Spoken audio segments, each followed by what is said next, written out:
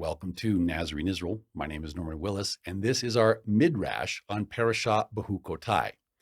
And if you're new to the channel, we are doing this Parasha series in light of Bereshit, or Genesis 35 and verse 11, and the reality that is found there. And in Bereshit 35 and verse 11, Elohim said to our mutual forefather Israel, he says, I am El Shaddai. Be fruitful and multiply.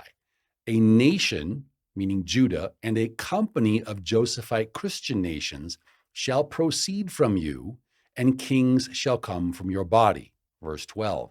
And he says, this is the key, the land which I gave to Abraham and Yitzhak, I give to you and to your descendants after you, I give this land. And we're speaking in context about both houses, Judah and Joseph.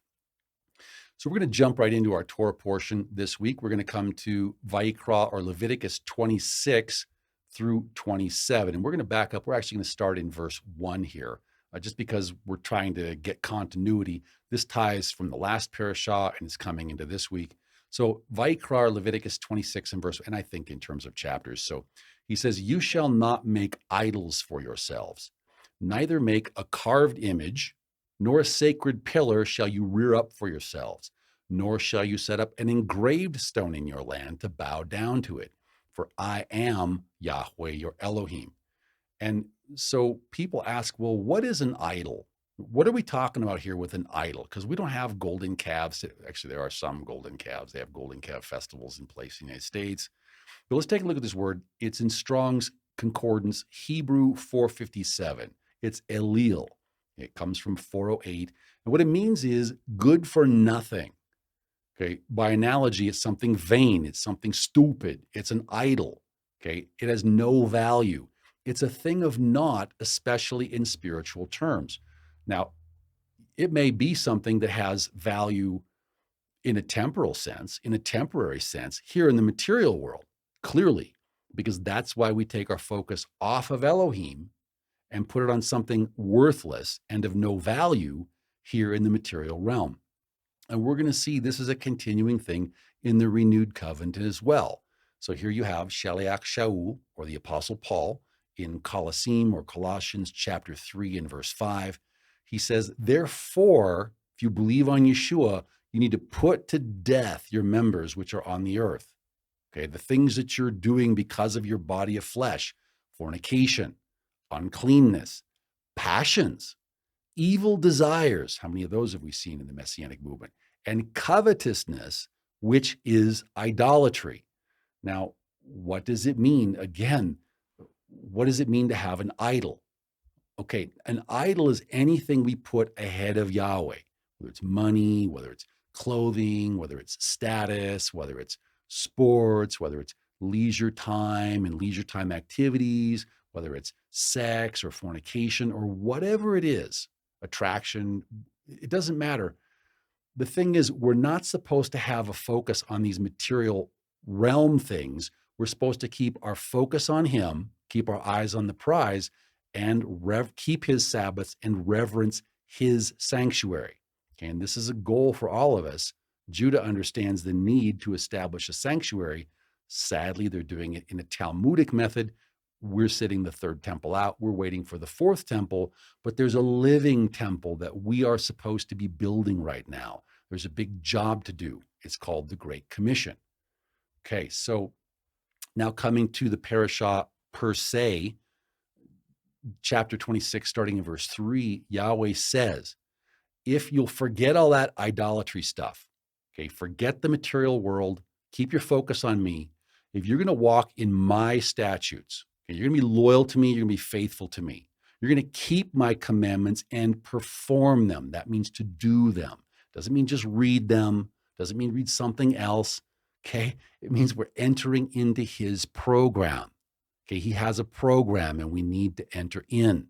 He has a covenant. We need to enter into the covenant, not just read it. We need to enter into it. And if we will enter into his covenant, that's when he's going to give us rain in its season. That's when the land shall yield its produce. And that's when the trees of the field shall yield their fruit without problems. Okay, verse 5, he says, if you obey me and you keep all my commandments, I'm going to make it so that your threshing, your harvest, that's going to last till the time of the vintage. Okay. And the vintage is going to last till the time of the sowing. You're going to have plenty. You're going to eat your bread to the full. You're going to have nice, big, full plates, portions on your plates. You're not going to go hungry, and you're going to dwell in your land safely. Now, is that happening in the land of Israel right now? Is that happening in the United States of America right now? Okay, he says, I will give peace in the land, and you shall lie down, and none will make you afraid. Wouldn't that be nice? I will rid the land of evil beasts, and the sword will not go through your land. Just because you're obeying him, just because you've forgotten all your idols in the material world and you're keeping your eyes on the prize, he's going to make stuff go right for you. He's going to make stuff go right for all of us. Okay, that's when, verse 7, we will chase our enemies and they shall fall by the sword before us. 5 of us are going to chase 100, and 100 of us are going to put 10,000 to flight. And our enemies are going to fall by the sword before us. Okay, wouldn't that be nice? If we will obey him and do everything what he says to do. Verse 9, that's when he's going to look on us favorably, and he's going to make us fruitful. He's going to multiply us and confirm his covenant with us. And, people, we just don't understand the importance of him confirming his covenant with us. Maybe we read his covenant and don't do it, house of Ephraim, or maybe we read some other covenant and do that with gusto instead, with Talmudic covenant, but we're not obeying his covenant. So why does he want to confirm his covenant with us when we're not obeying his covenant? We haven't entered into his covenant. Okay, if we would just enter into his covenant, 9/11 wouldn't occur, October 7 wouldn't occur, problems wouldn't occur. And in verse 10, he says, if you'll obey me, if you'll do what I say to do, if you'll hear my voice and walk according to it, then you shall eat the old harvest and even clear out the old because you've got new food coming in. Okay, he says, if you will listen to my voice and do everything I say, including all my written commandments, that's when I'm going to set my tabernacle among you, and my soul shall not abhor you. I'm going to come into your camp. I'm going to walk among you. I'm going to be your Elohim, and you shall be my people, and we will be his people. We'll be a model nation for the rest of the world. Okay, now we saw this last week. We're reviewing it again because we're going to hit these concepts in more detail this week. Plus, we're trying to show the continuity that goes on from one week to the next. Verse 14, he warns us again and again and again and again and again and again and again and again, if we do not obey him, okay? If we do not observe, meaning keep, meaning perform, meaning do all of his commandments, but we decide to do our own thing, we're going to despise his statutes, or if our soul abhors his judgments so that we don't perform all of his commandments. And just check this language out. If we don't perform all of his commandments, he considers that we are breaking his marital covenant. Okay, and the penalty for that is death. So if we don't, and this is where most of us are at, brothers and sisters. This is where most of us are at. We're not listening for his voice. We're not doing what he says, and we're not keeping or performing or obeying or doing all of his covenant, or all of his written commandments. So what does he say he's going to do? He will even appoint terror over us. Does any of that happen in Israel or the United States or anywhere around the world among his people? Is there any wasting disease or any fever which shall consume the eyes and cause sorrow of heart? And you shall sow your seed in vain, for your enemies shall eat your lunch. Okay, verse 17, if you're going to despise me, you don't want to listen to my voice. You don't want to do what I said. You don't want to listen to me. You just come to me when you want blessings. That's all. You just come when you want something. Okay, if you're going to be that way with me, even though I sent my son to die for you, I'm going to set my face against you. You're going to be defeated by your enemies. Those who hate you are going to reign over you, and you're going to flee when no one pursues you. And here's a repeated theme. Verse 18, and after all this bad stuff happens, if you do not obey me, I will punish you 7 times more for your sins. There's no way out. We accepted his covenant. We said our I do's at the foot of Mount Sinai, and now it's up to us to perform. Okay, verse 21, we're going to see the same thing over and over again. You want 2 or 3 witnesses? He's got 4 at least in this chapter alone. He says, then if you still walk contrary to me and you're not willing to obey me, I will bring on you 7 times more plagues according to your sins. Verse 23, see it again. And if by these things you are not reformed by me, but you still walk contrary to me, meaning you're making up your own version of the Torah. You're making up Torah law instead of obeying Talmud. Or you're reading the Tanakh, but you're just not doing the Tanakh.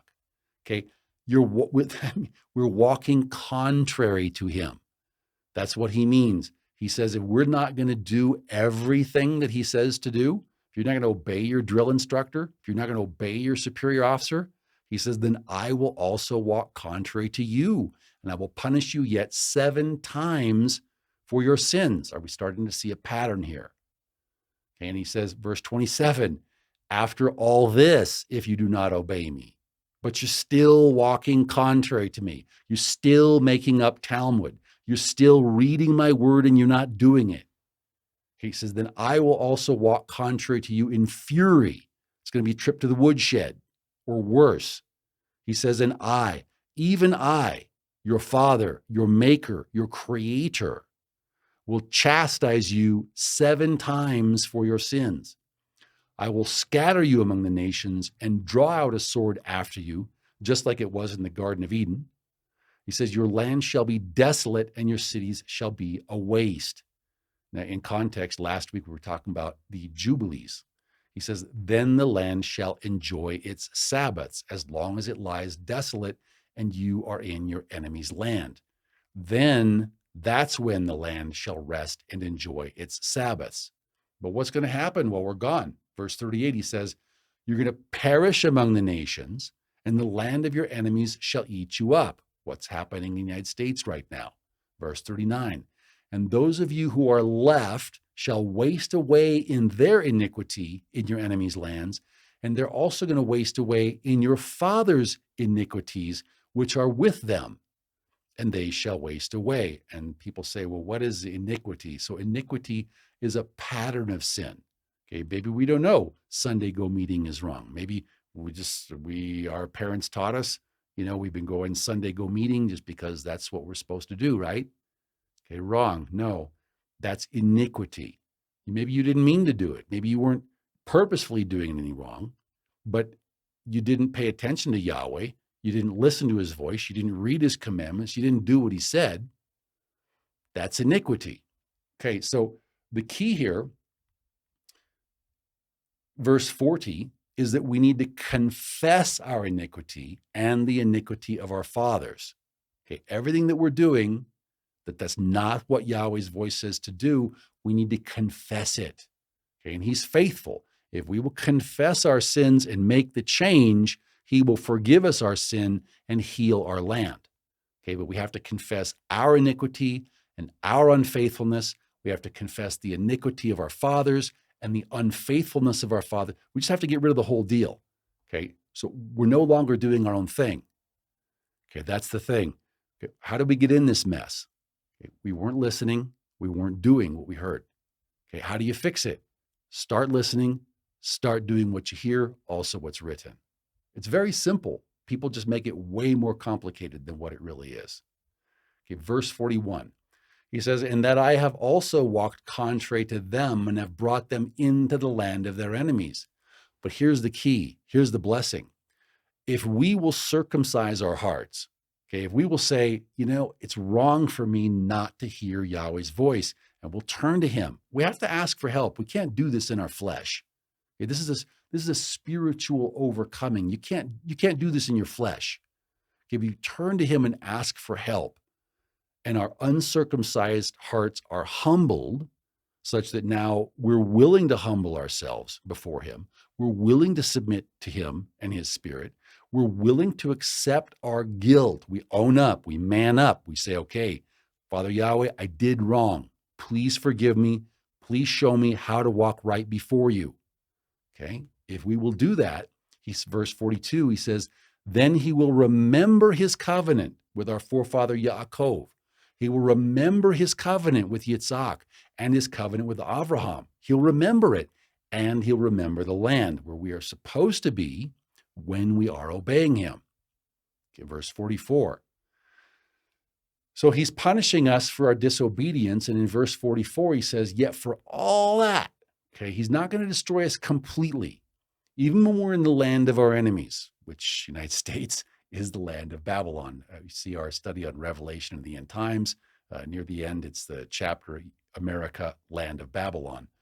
Even when he's punishing us, even when he's trying to reform us and get us to turn back to him and to repent and to confess the sins and the iniquities of our forefathers, even when he's punishing us, he's not going to cast us completely away.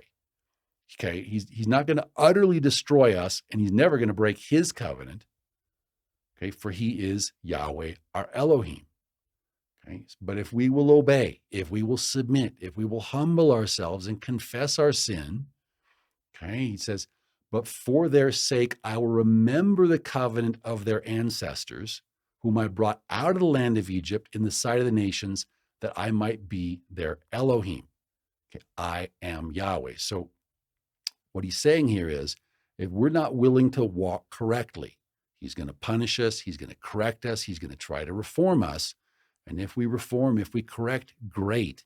Everything's going to go back to the way it should be, and all those blessings are going to occur. But if we're not willing to do what he says, he's not going to break his covenant with us, but there's going to be severe punishment. Okay. Now, what are we talking about here? And how does this pertain to the house of Judah and to the house of Joseph? Now, in Yechezkel, or Ezekiel, chapter 4, starting in verse 4, he's talking about the punishment that's going to come on the house of Ephraim, or the house of Joseph, and then also he talks about the house of Judah.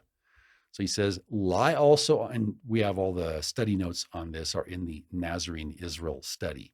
So he says, lie on your left side and lay the iniquity of the house of Israel upon it. Okay, that's the pattern of repeated sins, whether conscious or unconscious. We're talking about Easter, we're talking about Christmas or Bacchanalia. He says, according to the number of days that you lie on it, you shall bear their iniquity. Okay, so you're doing something to help correct them. Verse 5, he says, for I have laid on you the years of their iniquity, according to the number of days, 390 days for 390 years that we transgressed his covenant. He says, so shall you bear the iniquity of the house of Israel. So for 390 years, the northern house of Joseph, or Ephraim, we started doing our own thing with the sin of Jeroboam and the golden calves. So that's iniquity. That's a pattern of sin. Verse 6, and he says, and when you have completed them, now you're going to lie again on your right side, and then you shall bear the iniquity of the house of Judah 40 days, because there were 40 years of iniquity. He says, I have laid on you a day for each year. Okay, how does this apply? We're looking here at a map, this is from Wikipedia, of what's called the Assyrian diaspora, or the great dispersion, the great seeding. And this is when the house of Joseph, or Ephraim, was cast out into the world like seed. And remember all of Yeshua's agricultural parables. They were cast out in the world like seed to fulfill the promises given to Abraham, that every family, every nation, and every clan we blessed in him, and also coming to Israel, every nation, every family, every clan should be blessed in him and in his seed. We'll take a look at that. Now, there were 3 waves of deportation. There were 3 main campaigns against the land, and the house of Joseph, or Ephraim, was taken into the Assyrian diaspora. And then we have never come home since that time. We have been gone for approximately 77% of Israel's history. Okay, stop and let that sink in just for a little while. Okay, Judah has gone into exile and come back twice, and the house of Joseph has not yet come back, but the days are coming. Now, we talk about this in the Nazarene Israel study. I recommend reading that study if you want to know how to interpret his word. So the Assyrian diaspora began around 3038, which is 722 BCE. Okay, now, there were originally 390 years of punishment, okay, 390 years of iniquity, okay, but we didn't come back. So we were supposed to come back in the year 3428, that'd be 432 BCE. We didn't come back. We didn't reform. We didn't change. So what happens? Well, our punishment gets multiplied by 7. So now we end up with 2,730 years of punishment for the house of Ephraim. So let's start again at the start point, 3038 or 722 BCE. We add that 2,730 years of punishment, and it brings us to 5758, which is 1998 CE. And I don't know about everyone else, I was called in 1999 or 5759. And again, like we mentioned last week, brothers and sisters in the house of Ephraim, this is our last chance. Okay, if we don't accept, if we don't reform, he will give us another spirit. And the next time we get to come home, times 7, that's 19,110 more years, when the earth is supposed to last less than 8,000 years. In other words, there won't be time to come home, because this is the utmost of serious business. So now again, for Judah went into the Babylonian exile, was their first exile, and they went in for approximately 70 years because they failed to observe the Shemitah rest. Okay, and that took place around 3173, which is approximately 587 BCE. There was more than one wave of exile, but that's the basics of it. Okay, now let's just throw this in here. We're not going to cover the tithe in this parasha. We're going to hit it in other places.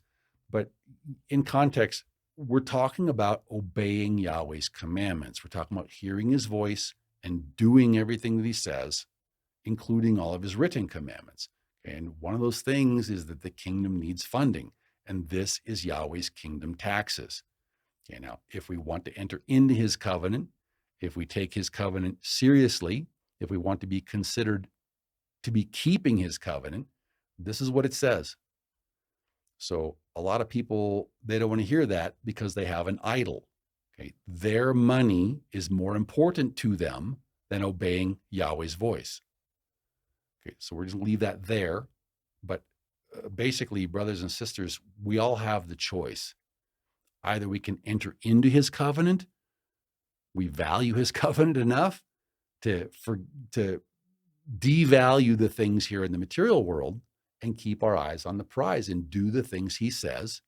Okay, that shows trust, that shows faith, that shows loyalty, that shows obedience. That's the thing we should all be doing.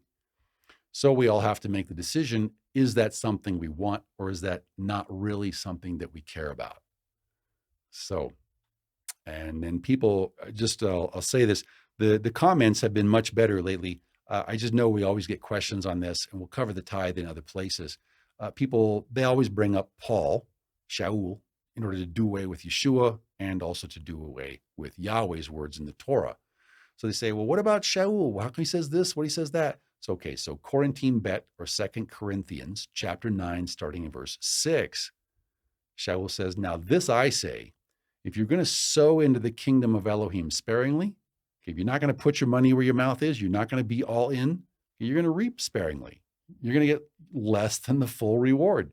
Okay, but if you sow into the kingdom bountifully, now we're talking time, money, effort, attention, focus, making it what you want to do. I hate to call it a hobby, but you know what I'm saying. It's the thing you love to do. Because why? Because you love Yahweh, so you want to do the things of Yahweh. Okay, so verse 7, he says, so let each one give as he purposes in his heart, not grudgingly or of necessity, for Elohim loves a cheerful giver. And this is what people say, like, well, I'm not cheerful to give, so I don't have to give anything. Okay, that's not what he's saying here. Okay, what he's saying is we need to develop a heart for him and his son's kingdom, because that's the parable of the minas, is it will take our saved lives and we'll invest them in his kingdom. That's what we're supposed to do. And people, a lot of people still need to have jobs. They still need to put children through, raise them up and this kind of a thing. So if that's the case, but at least you need to take your mina and put it, you need to help those who are doing the work with it. And,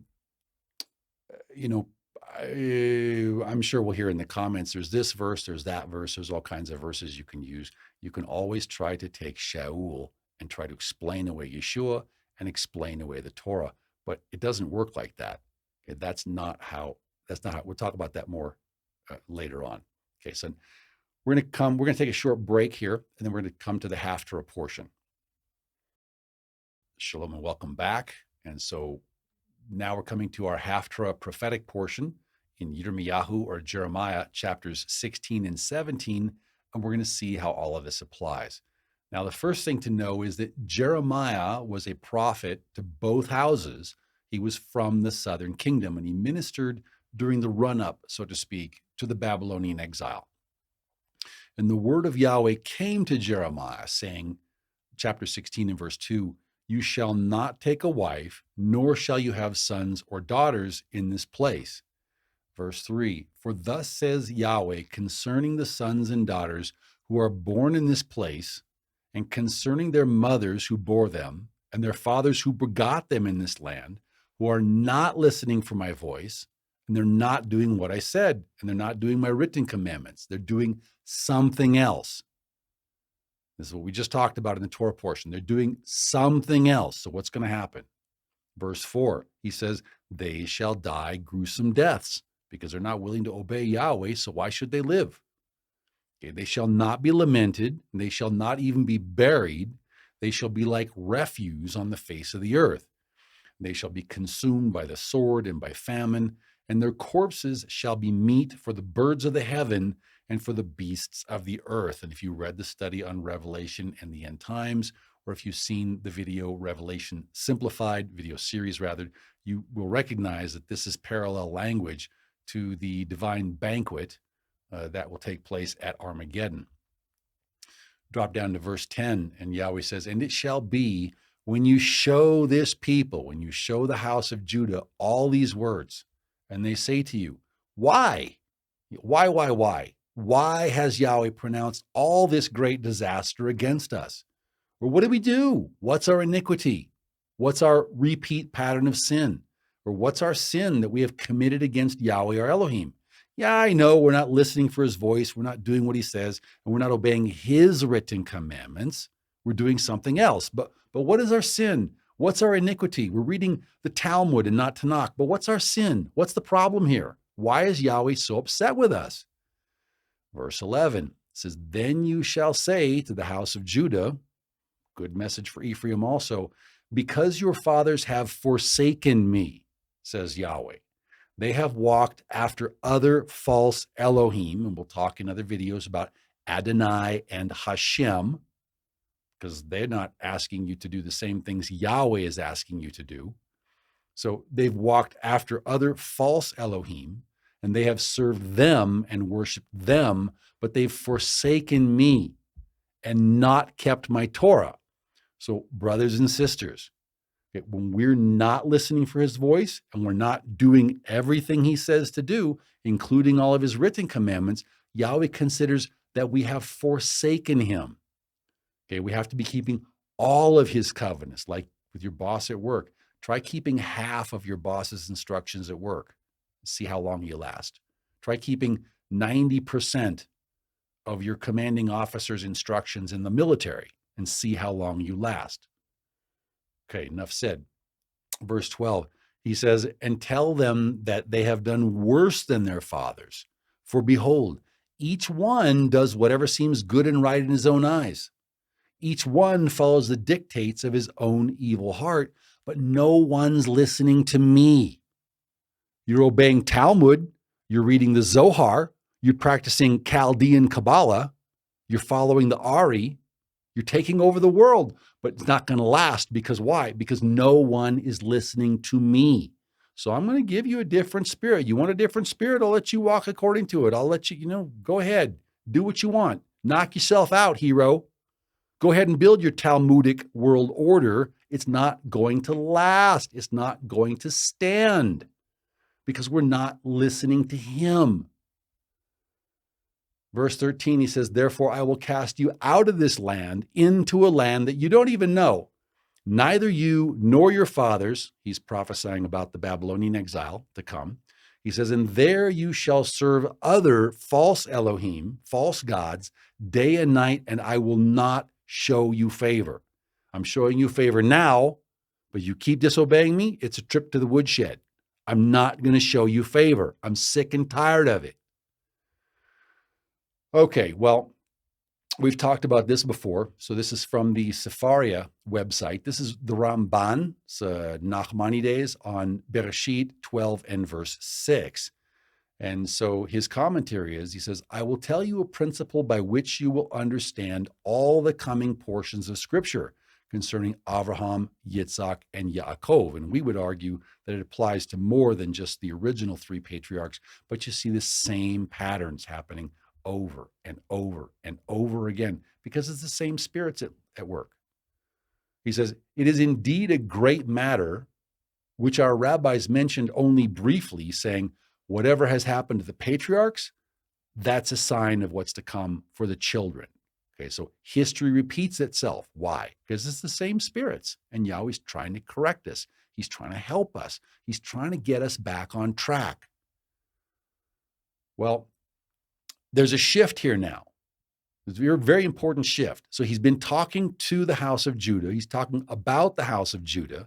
And now we're going to talk about the house of Joseph or Ephraim, or that northern kingdom of Israel. Verse 14, he says, therefore, behold, the days are coming, says Yahweh, that it shall no more be said, Yahweh lives who brought up the children of Israel from the land of Egypt, all 12 tribes. Verse 15, but rather, Yahweh lives who brought up the children of Israel from the land of the north and from all of the other lands where he had driven them. For I will bring them back into the land which I gave to their forefathers. Okay, now notice very carefully, there's two things here. Okay, Yahweh's going to bring the children of Israel, meaning Joseph or Ephraim, and those of Judah who are assigned or attached to the northern house, who are sojourning with the northern house. He's going to bring the main body, and we talk about this in the Nazarene Israel study. He's bringing the prophetic bodies of the tribe of Ephraim, or the house of Ephraim, out of the land of the north and from all of the other lands where he had driven them, because we were to be dispersed so that every family, every nation, every clan, every tribe, every tongue, and every people would become heir to the promises given to Abraham, Yitzhak, and Yaakov. So that means that a spark, an Abrahamic spark, or whatever you want to call it, can be found in every single family on earth. Okay, well, why the north?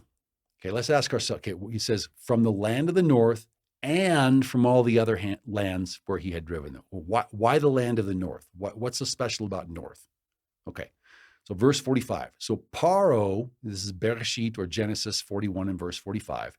So Paro or Pharaoh called Joseph's name Zaphnath Paneah. I'm not 100% sure on the pronunciation there, but he gave him to wife Asenath, the daughter of Potipharah, which is Potiphar, priest of On. Okay, so we got married into a pagan priest's lineage. Okay, so the children from that, of course, they're going to be worldly, but also very spiritual. Take a look at the house of Israel. Take a look at the house of Joseph. What do you got? You got a whole bunch of people. They're worldly, but they're very spiritual. Okay. Well, the worldliness, that's Esau. It's got to be overcome. It's got to be evicted. It's got to be rooted out. He doesn't even get to stay if he pays rent. Okay. He has to convert. So, but what's this name, Zaphnath Paneah? Okay, what's that all about? Okay, well, we look up the words because that's what we love to do. It's Strong's Hebrew 6847, and sadly, Strong's is a pretty good concordance, but it's not always the best dictionary. So it says it's of Egyptian derivation, which that's an assumption by some parties. So Zaphnath Paneach, Joseph's Egyptian name, etc. And Brown Driver Briggs isn't much help either. Usually Brown Driver Briggs is pretty good, but not in this particular case. So we're going to come here to Wikipedia. We just look up Zaphnath Paneah, and we agree with Rashi and Nachmanides and Baha ben Asher. So Rashi, in his commentary on the Torah, he says that the name Zaphnath Paneah means the explainer of hidden things, and we agree with that. So Nachmanides, the Ramban, he translates it as the explainer of secrets. That's also accurate. Well, sorry, I don't know the name. Baha ben Asher gives the one who reveals secrets. Basically, it's the same meaning for all three. Okay, now we continue on. It says the reason for these translations is that the feminine noun, Zaphnath, okay, it's based on Safun, refers to something hidden or secret in Hebrew because it derives from the root word Saphon, meaning to hide or conceal. And when Saphon, that's the word they use for north. We'll talk about that. He says then the name Paneah is a verb deriving from the root paneach, meaning to discover, to decipher, or to decode. So this would give us the literal translation of Zaphnath Paneach from Hebrew as he who deciphered what is hidden. And we agree completely with that. We're going to break this down even further so you can see the level of involvement. If you're not teaching your children Hebrew, get them going while they're young, because this is a fabulous, fabulous language. We come here to Strong's Hebrew 6828.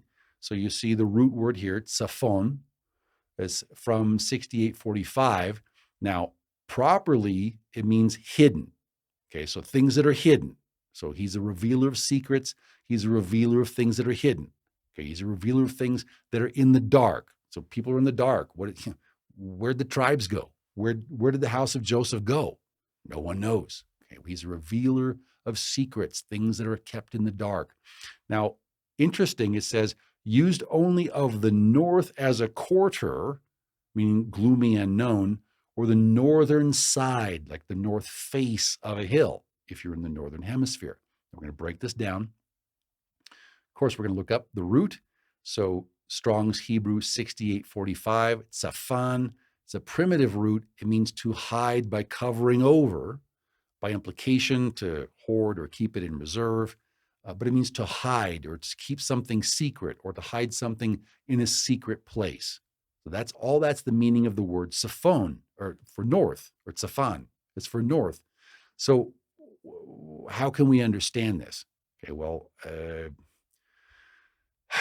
before I get called to truth, I was looking for truth in all the wrong places. So I was offered ordination as an enlightened Zen Buddhist monk at one point in time. I turned it down. Something was lacking. I didn't know what it was at the time, but something wasn't there. But I just know this from my studies in Chinese medicine and Asian thought and this kind of a thing. It's an Eastern concept. So we look here, and the land of Israel lies in the Middle East and not in the Midwest. So we look up here, and I don't want to give props to this, but I'm just for illustration purposes. So here you have Wikipedia, and yin and yang it says yan, but should be yang. It says, with the original meaning of the words being the north-facing shade or the north side of a hill, because in the northern hemisphere, the northern side of the hill is going to be shady, versus the south-facing brightness of a hill, which they would call yang. So it's a relative thing, but if something is on the north side of a hill in the northern hemisphere, it would be hidden. Obviously, in the southern hemisphere, you have to reverse everything, but you get the idea. Okay, let's look at this again, continuity slide. So coming back to Yirmiyahu, or Jeremiah 16 and verse 15, he says, but they shall no longer say, as Yahweh lives, who brought up the children of Israel out of the land of Egypt, but as Yahweh lives, who brought up the children of Israel from the land of the north and from all the other lands where he had driven them. For I will bring them back into their land, which I gave to their forefathers. Okay, let's break this down even more. Of Okay, let's drop back to Bereshit or Genesis chapter 28 and verse 13. Now, Yahweh is standing above the ladder and he says, I am Yahweh, Elohim of Abraham, your father, and the Elohim of Yitzhak. The land on which you lie, I will give to you and your descendants, both the house of Judah and the house of Joseph. Okay, we don't read about a B'nai Noach program. We don't read about Noahides. We read about two houses, Judah and Joseph. Okay, verse 14, he says, also your descendants shall be as the dust of the earth, and you shall spread abroad to the west, to the east, to the north, and to the south. And in you, meaning Israel, genetically, and in your seed, referring to Yeshua, all the families of the earth shall be blessed. Once again, notice a two-part blessing, and there's more levels, there's more layers than that. We talk about that in the Nazarene Israel study. If I can talk, if my tongue will work, praise Yah. Verse 15, he says, behold, I am with you and will keep you wherever you go and will bring you back to this land. For I will not leave you until I have done that which I have spoken to you. Okay, so Joseph's role is not gone. Okay, there is no B'nai Noach program in the Tanakh. That's made up. Okay, so Yahweh is saying he's going to bring us back. 100 years ago, 200 years ago, people said, no, the land of Israel's forsaken. There's no one there. Judah will never come back. And then now take a look. And now today, people are saying, no, Joseph, the house of Joseph, Ephraim, will never come back. Okay, well, Yahweh tells us his plan for bringing back the house of Joseph, whether Levi likes it or not. I apologize for the cutout here. This is just a picture of what would happen to both houses. Now, remember, we've got a number of different incursions in the land, a number of captives being taken, a number of so first you had the Assyrian diaspora, and Ephraim has not yet come back from that. We've seen the first wave return around 57, 58, or 1998. We talk about that in the Nazarene Israel study. Also, Judah went into the exile to Babylon, but 90% of Judah never came home. And then Judah went out into the Roman exile. And again, there was a lot of ingrafting and outgrafting. Now, we don't have a problem with that. If you self-identify as Judah, as far as we're concerned, you're Judah. We'll talk about Khazar theory. And yes, there's a lot to Khazar theory. We don't have time for that here. Again, there are different levels, different things that are going on. You've also got Zerah, you've got Peretz, you've got all sorts of factors going on. Father willing, we'll have time to cover that in the Abraham Accords series. But here you have both houses being scattered. First, you have the Assyrian diaspora, and you also have the Babylonian exile, and then the Roman exile. So Judah and Joseph have been scattered all over the place. Plus, you have Judah. Anytime there's commerce, anytime there's money, Judah is there, because that's what Judah does. Judah is very smart with money. Judah is very smart with commerce. So it works for them. So you've got ingrafting and outgrafting going on all over the world, so that Israel's genetics, okay, the blessing was in him, meaning genetically, and in his seed, meaning Yeshua. Okay, so here's the outgrafting. Here's people going out. But now, and we explain this, we don't have time to unpack it here, but we, in Abraham Accords series and also in the Nazarene Israel study, we explain this. The lost tribes, and there's one slide I wish I'd thrown in here. I'll try and include it in future broadcasts. But when the house of Ephraim went into the Assyrian diaspora, then they went every which way, but the prophetic bodies of the tribes, they went north and west into what later became, surprise, Protestant Northwestern Europe, and they traveled there by 3 separate migration routes. We talk about that in the Nazarene Israel study.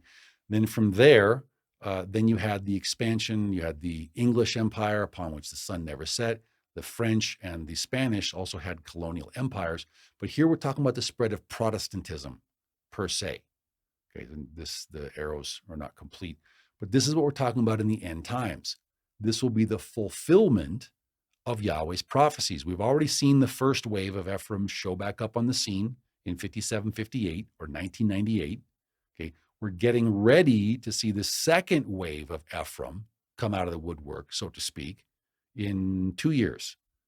I don't know the Hebrew date, but 2026 is when it's going to begin. There's a 4-year time window from 2026 to 2030, which corresponds to 2,000 years after the start of Yeshua's ministry and his death, burial, and resurrection. We expect to see a huge, huge increase in the original faith movement and in this prophetic movement in the next 6 years, approximately. So check us in 7 years and see how we do. So continuity slide. Let's come back to Yirmiyahu or Jeremiah 16 and verse 15. He says, they're no longer going to say, as Yahweh lives, who brought up the children of Israel out of the land of Egypt, but Yahweh lives, who brought up the children of Israel or Ephraim or Joseph and all of Judah that's attached to him from the land of the hidden, from the shady northern side of the hill, and from all the other lands where he had driven them. Now, we talk about this in Nazarene Israel. Father willing, we'll talk about it more in the Abraham Accord series. Land of the north, that's the prophetic bodies of the tribes, but there's also tribesmen everywhere. Every family, every nation, every clan, every tribe, every tongue. Doesn't matter what your genetic, your racial background, doesn't matter. The main thing that matters is your faith and your faith walk. That's the main thing. Okay, so that's what he's saying. From the land of the north, they're going to come back from where they're hidden, and from all the other lands where he has driven our people. And he will bring us back to the land which he gave to our forefathers. How's it going to happen? Verse 16, he says, behold, I will send for many fishermen. And who are the fishermen? Says Yahweh, and they shall fish for them. And afterward, I will send for many hunters. Who are the hunters? And they shall hunt them from every mountain and every hill and out of the holes of the rocks. Okay, well, if we come here to Bereshit or Genesis 25 and verse 27, it tells us that the boys grew, and Esau was a skillful hunter, a man of the field. But Yaakov was a mild man, dwelling in tents.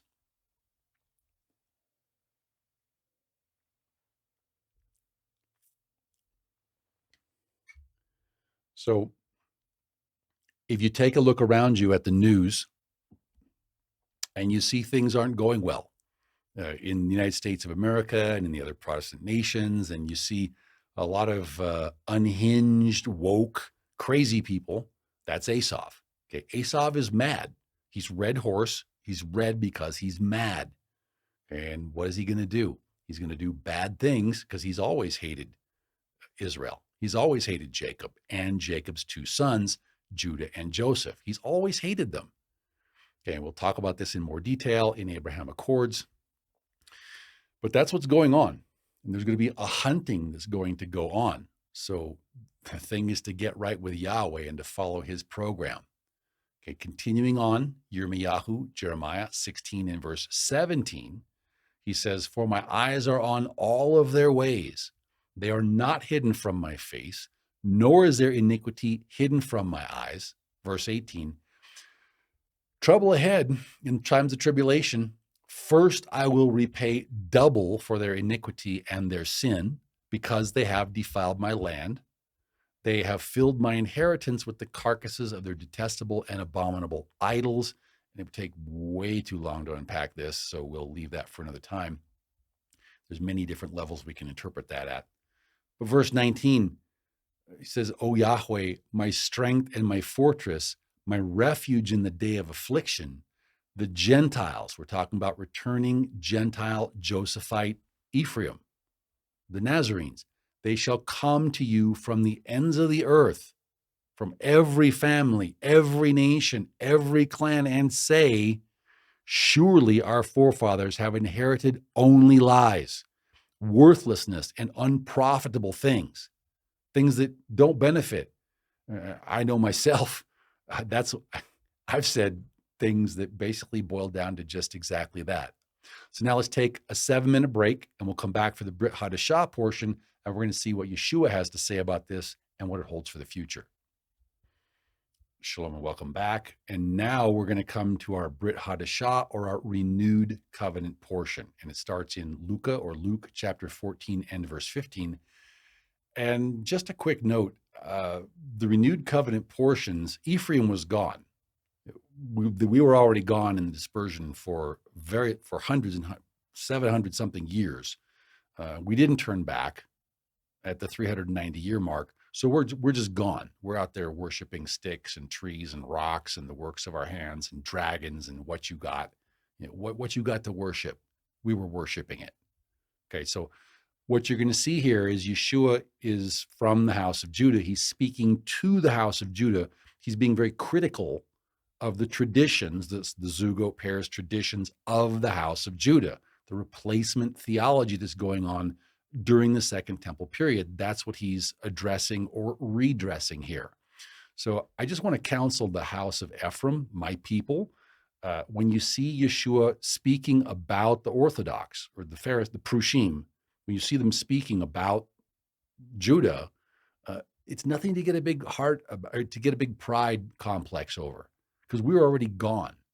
Let's remember, Judah was at least keeping some parts of the Torah. We didn't even know what the word Torah meant. We didn't even know what Torah was. Okay, so let's just bear that in mind, especially in the comments section. We come here to Luke chapter 14, starting in verse 1. Now it happened that Yeshua was invited to go into the house of one of the rulers of the Pharisees. Okay, now I don't know, we're talking Gamaliel, Hillel, Shammai, we don't know. We have no idea. But someone like at the Beit Din Gadol level, okay, someone at the Sanhedrin level, he got invited to come eat with one of the rulers of the Pharisees. So, and they watched him closely. So what's really going on here? They're setting him up. They're trying to trip him up. And Yeshua is not going to get tripped up, so he goes ahead and goes. Okay, but they're watching him closely. And behold, there was a certain man before him who had dropsy, and that's like a severe case of edema. So you've got fluid pooling, it's not returning back to the heart, and it's just not working right. So verse 3, Yeshua answering to the leader, to the ruler of the Pharisees, he spoke to the lawyers, whether talking the prosakim or who, he spoke to the lawyers and the Pharisees saying, is it lawful to heal on Shabbat? Well, they all kept silent because they want to get him to say something that they can trip him up with. So he asked them a question, but they kept silent. So he took the man with dropsy and he healed him of his severe edema and he let him go. Now, what we need to do here, we need to talk just a little bit about how the house of Judah thinks. And we're talking in context, we're talking about patterns of iniquity of ourselves and our forefathers, that we're not hearing Yahweh's voice and we're not doing what he says and we're not keeping the written record of what Yahweh said in the past. Okay, that's iniquity. We're doing something else, some kind of replacement theology. That's what's going on here. Okay, so we come here to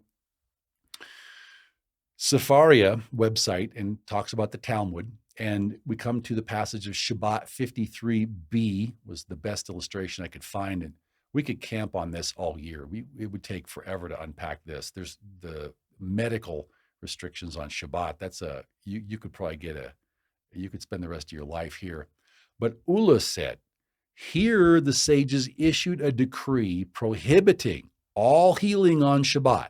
Okay, and so just for Ephraim, for Joseph, the sages, that's before the rabbinical order. These are ancient Jewish leaders. Okay, they prohibited all healing on Shabbat. Why? Due to the crushing of herbs for medicinal purposes, which is prohibited by Torah law. Now, for Joseph, when you see Torah law, okay, that's not the Torah Moshe. That's not the written Torah. That's not Genesis, Exodus, Leviticus, Numbers, and Deuteronomy. Okay, that's something else. When you see the term Torah law, that means Talmud or Talmudic reasoning. Okay, zoogoat pairs reasoning. They're replacing the Torah with their own rules, and they're calling it Torah law because they assume they've been given the authority to create and establish Torah. Okay, now we're going to dig into this just a little bit. We're going to unpack as much as we can safely here. We don't have time to do the whole thing. So verse 5, Yeshua answered them. They didn't answer him, but he answered them, saying, which one of you, having a donkey or an ox has fallen into a pit, will not immediately pull him out on the Sabbath day? And they couldn't answer him regarding these things. So the logical corollary is, if you're going to take your ox or your donkey and save it, what's wrong with helping an Israelite? What's wrong with helping an Israelite have a proper Sabbath? Okay, well, we're talking about the Sabbath, what Yahweh says in Shemot or Exodus 31 and verse 17. Yahweh says the Shabbat is a sign between me and the children of Israel forever. Okay, it's not a sign to the house of Esav. It's not a sign to, what you got. It's a sign between Yahweh and the children of Israel forever. If you want to be one of the children of Israel, Judah or Joseph, you need to keep the Shabbat, and not a first day of the week Shabbat, seventh day Sabbath, because in 6 days Yahweh made the heavens and the earth, and on the seventh day he rested and was refreshed. Okay, well, very interesting. Let's look up this word refreshed. It's Strong's Hebrew 53:14, nafash. Okay, it's a primitive root. It means to breathe, okay, or to be breathed upon. In other words, to be refreshed as by a current of air. So Yahweh rested and he was refreshed. Okay, so, if we just think about this, Yahweh's rest. Have you ever just taken a Sabbath and you rested, but you weren't really refreshed? Okay, maybe you're worried about your job. Maybe you're worried about how you're going to pay the bills. Maybe you're worried about what's going to happen with nuclear war and the end times coming. Who knows?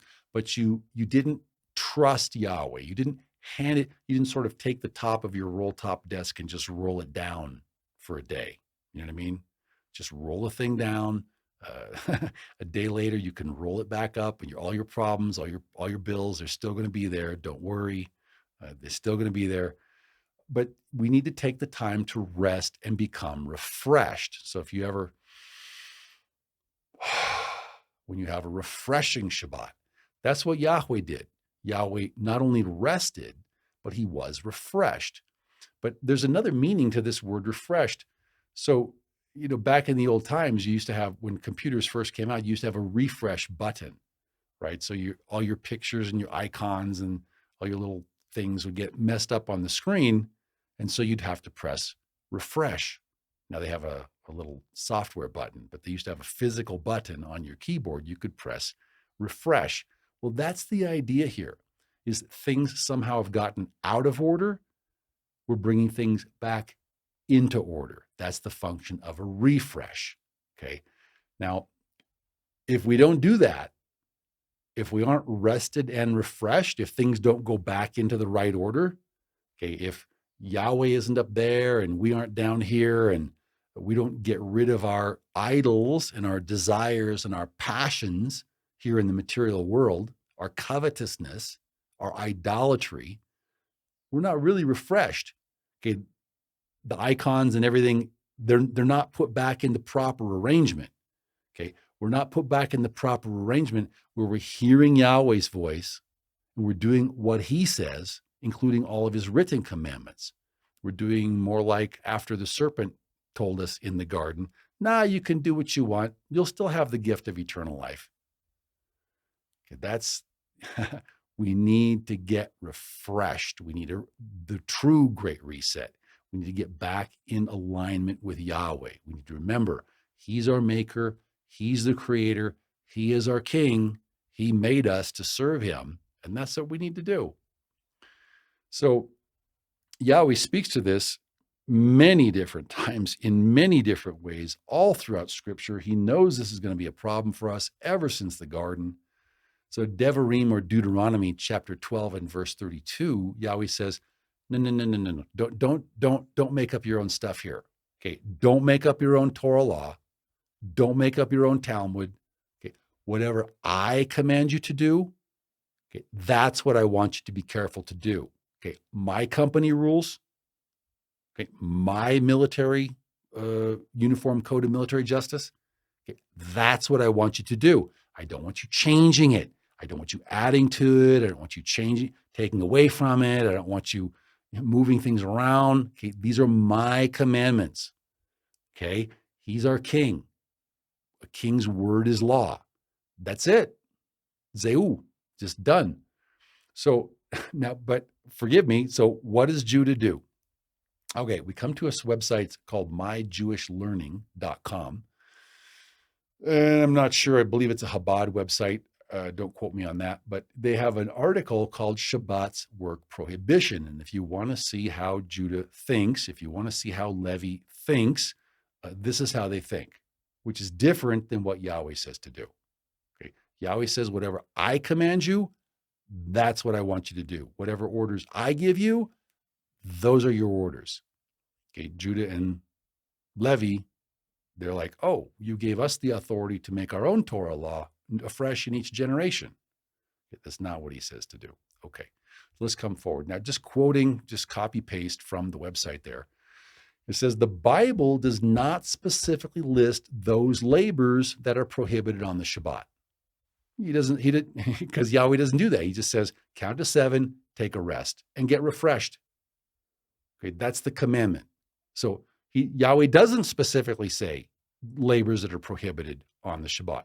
Although, however, if you read the Tanakh, it does allude that there are certain things that you're not supposed to do. So it alludes to field labor, gives some references there. You're not supposed to do field labor because it's labor. You're supposed to be resting and getting refreshed, not working. Okay, you're not supposed to tread in a wine press. You're not supposed to load animals. You're not supposed to do business. You're not supposed to carry things. You're not supposed to travel. Okay, you're also not supposed to kindle a fire, it says. Actually, you're not supposed to burn a work fire. We talk about that in the Torah calendar study in the chapter on Shabbat. That's what it really means, is not to burn a work fire. But it mentions all these things as forbidden work. Okay, now let me ask you, just to point this out, is there any mention of the tabernacle here? Okay, does he mention the tabernacle at all? Okay, let's continue. And then it's got a little break there. It says, okay, now beyond the Torah. Already we got trouble. Okay, we're going beyond the Torah. Okay, it's like, oh, no. Yahweh says, do what I say. No. We're going to go beyond the Torah. So what can we do? What can we not do? What do we say? Not what Yahweh says. What do we say? Okay, close your ears off. Close your Tanakh. Open your Talmud. What does Talmud say we can do? Okay, well, the core document of the Talmud is the Mishnah. And in the Mishnah, the rabbis enumerated 39 major categories with hundreds of subcategories. It just goes on and on and on and on of labor that were forbidden, avot melacha, based on the types of work that were related to the construction of the tabernacle in the wilderness. Because why? Because reference at Shabbat 7 and verse 2 says that the construction of the tabernacle ceased on Shabbat. Okay, so rabbinic mindset, oh, I see the tabernacle was not to be constructed on Shabbat. And so anything related to tabernacle construction, you can't do that. Kind of makes sense, but isn't that a replacement of what Yahweh said? Yahweh just said, count to 7 and take a break. What problem are we solving here? Okay, is this publish or perish? What is this? Okay, so continuing on, it says, activities that cannot be performed on Shabbat are basic tasks connected with preparing the showbread of the temple. Okay, and they give examples. So anything at all connected to showbread in the temple. What are you talking about? Sowing wheat, or plowing, or reaping, or binding, or threshing, or winnowing, or selecting, or grinding, or sifting, or kneading, or baking, or whatever it is you're doing. If it has anything at all to do with making showbread for the temple, or if it even can be construed to be related to making showbread for the temple, you're not allowed to do it. Okay, it's more than just count to 7 and take a break. Okay, continuing on, he says, work related to making the coverings in the tabernacle. a lot of coverings. Also, the vestments used by the Kohanim, because the Kohanim, they're covering themselves. Okay, what all is related to that? Okay, so now the rabbis, the sages, anciently, the Jewish top dog leadership, anciently, is going to prohibit shearing of sheep, bleaching, carding, dyeing, spinning, stretching material, making two loops, the beginning of sewing, threading needles, weaving, separating, tying a knot, untying a knot, sewing, or tearing, because all of those can be construed to be making coverings either for the tabernacle or coverings for the priesthood. Continuing on, it also, the ancient Jewish sages anciently were concerned with activities concerning with writing and the preparation of parchment from animal skin. Okay, or anything related to that. Okay, trapping, hunting, slaughtering, skinning, curing hides, scraping pelts, marking out a hide to make it ready for cutting, or if you do any actual cutting, anything to do with tanning a hide, or writing on a hide, or erasing something that's written on a hide, anything like that, they're going to prohibit that as well. Okay, so continuing on, they're also going to prohibit construction, okay, or building, or demolishing, or modifying a structure. Okay, they're going to prohibit kindling a flame, and we talk about that again in the Shabbat chapter on the Torah calendar. What's really prohibited is burning a work fire on Shabbat, but that's a separate study. They prohibited carrying anything, especially from a private domain to a public domain and vice versa. So the threshold of your house is very important, because that's where you go from your private domain to the public domain. So you're not allowed to carry anything on Shabbat. So all these rules, and then you're allowed to carry it this way, but not that way, and all kinds of, we don't have time. We could be here all year. They're going to prohibit putting the finishing touches on a piece of work that was already begun before Shabbat, because that's work. Okay, that makes sense. Continuing on.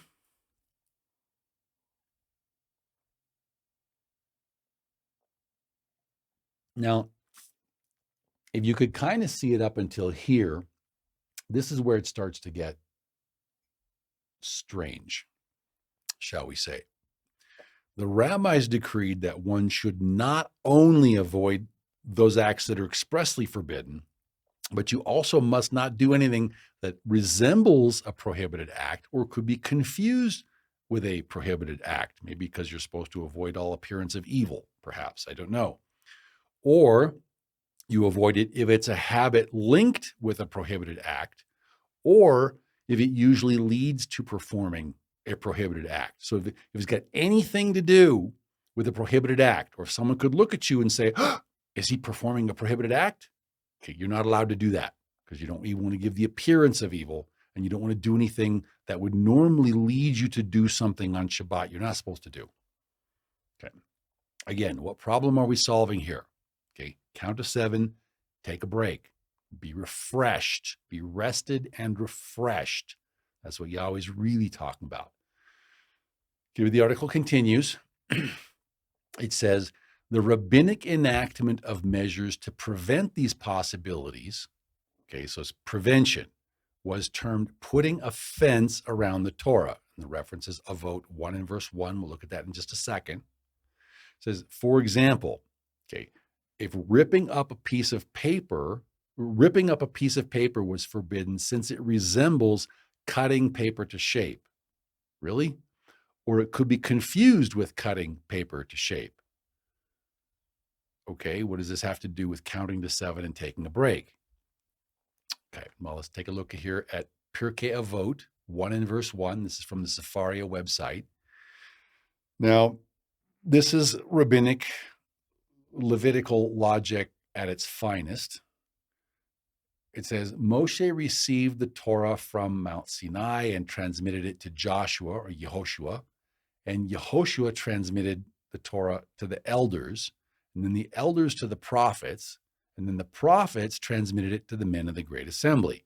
And now for Joseph, the men of the Great Assembly, legend has it that when Judah returned from the exile to Babylon, all the leadership got together and said, how are we going to make sure this doesn't happen again? It probably did happen. Whether it happened exactly like they say it happened, we don't know. But probably, yes, they did have a gathering called the Great Assembly, or was referred to as a Great Assembly. And this is from where the Torah portions come from. Okay, they're trying to do things to help prevent Judah from going into another exile. They're trying to help people obey the Torah, they think, they say. So what they said is three things. Be deliberate in your judgments.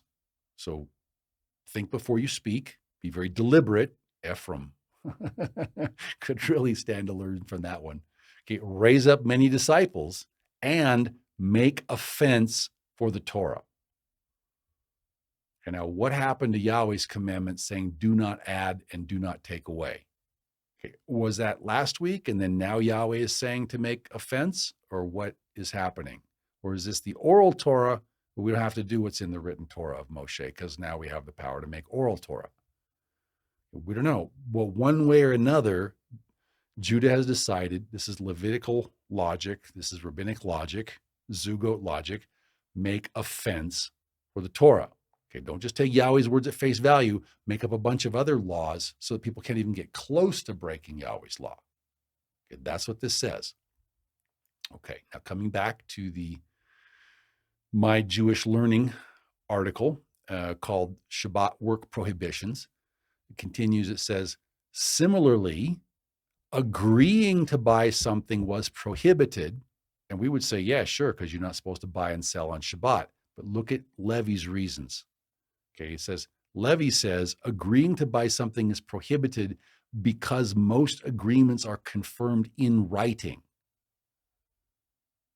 Okay, we don't understand that.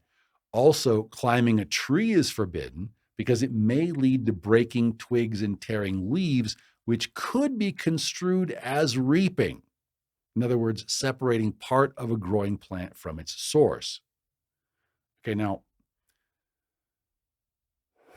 again, I want to remind Ephraim, my people, Joseph, that, Yeshua is speaking to the house of Judah here. If Yeshua was here today, I'm sure he'd have many things to say to the house of Joseph. So, but, I don't know why you would be climbing a tree on Shabbat unless you're a kid, unless you're a child. Maybe, I don't know, children, they don't normally work a weekday job, or, they're not working all week. So they don't look forward to the blessed rest of Shabbat. So maybe they got too much energy. Maybe they're climbing a tree. I think I've seen children climb trees on Shabbat. Okay. But never once did it enter my mind that they are doing reaping. Okay. Never once did it enter my mind that in climbing a tree, their purpose and intention was to separate part of a growing plant from its source. Okay. Can you see how convoluted this thing gets? Because instead of listening to Yahweh, Judah and Levi decide, no, we get to make up a set of physical rules so people can follow a flow chart. Okay, and there's great benefit to having a standard operating procedure, don't get me wrong, but shouldn't it be a standard operating procedure that agrees with Yahweh and his words and the record of his voice? Okay. Devarim, or Deuteronomy 4 in verse 1, Yahweh says, now, O Israel, listen to the statutes and the judgments which I teach you to observe, that you may live, if anyone cares about that. Okay? I want you to live. I want you to go in. I want you to dispossess the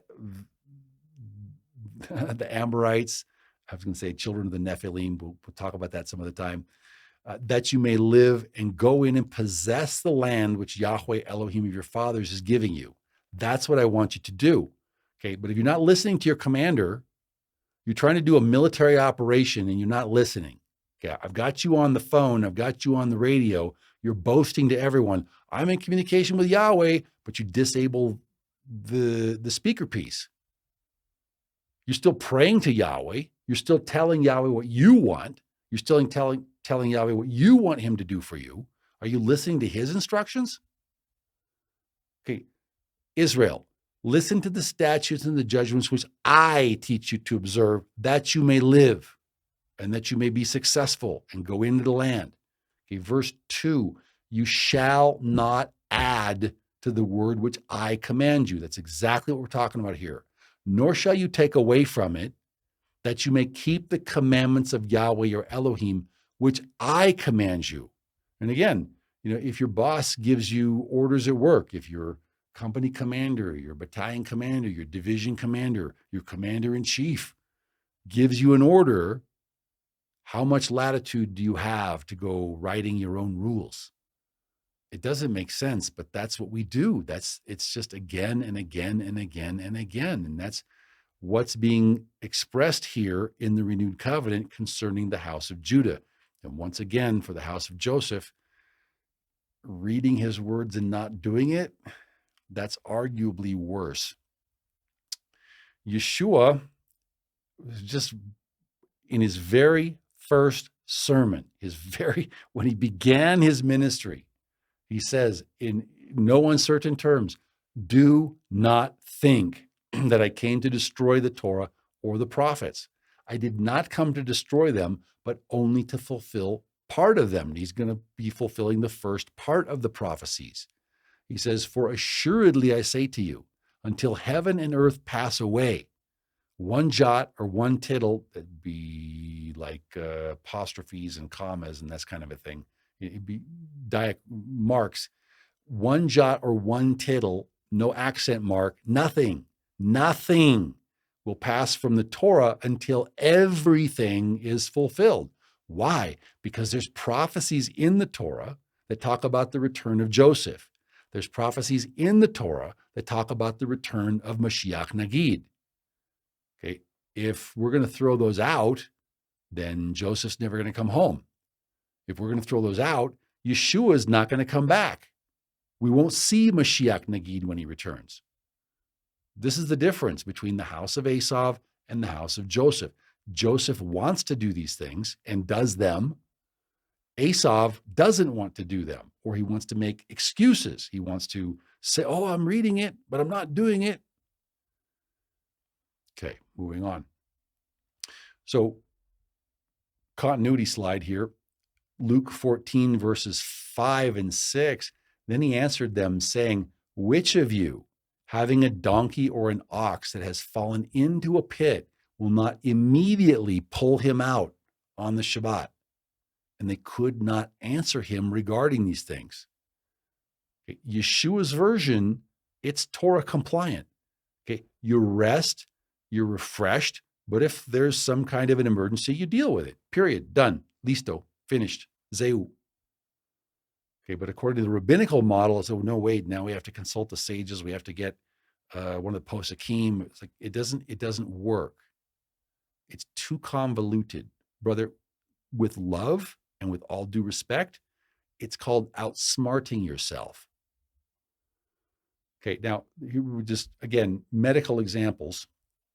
And these are some early examples. Since Yeshua's time, they've since come up with answers for these things, but back in the early days, they didn't know how to respond to this. So in Vayikra or Levitic, for example, Vayikra, Leviticus chapter 12 and verse 3 tells us that on the 8th day of a newborn male child, the flesh of his foreskin shall become circumcised.